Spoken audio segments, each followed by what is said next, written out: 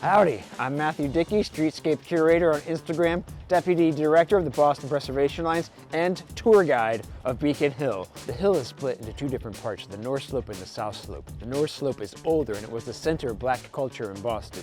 The oldest building was built in 1787 by two black men, Louis Glampian and George Middleton. The South Slope was built by developers known as the Mount Vernon Proprietors. They purchased the land from American painter John Singleton Copley that was right next to the State House.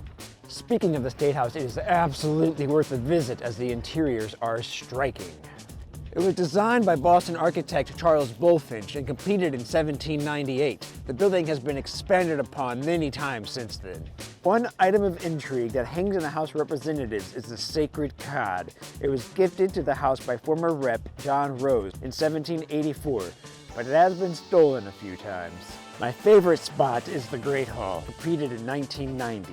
In it are 351 flags representing the towns and cities of Massachusetts.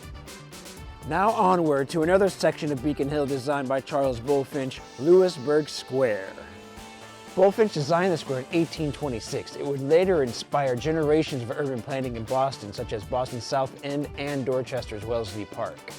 The often photographed Acorn Street was built around the same time as Louisburg Square, but unlike Louisburg Square, the homes on Acorn Street were made for the artisans and craftspeople that served the wealthier homes on Mount Vernon Street.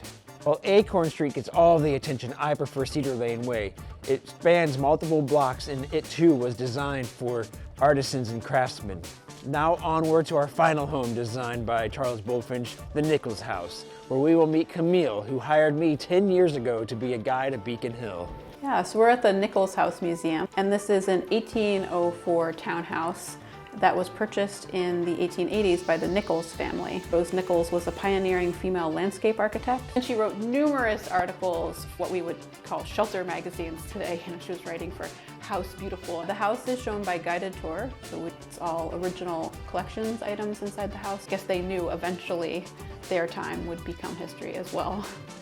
That's it for today. Thank you for joining me on this historic jaunt of Beacon Hill. I'm Matthew Dickey, Streetscape Curator. You should follow for more history and items of intrigue. And be sure to visit the Nichols House Museum when you're next in the neighborhood.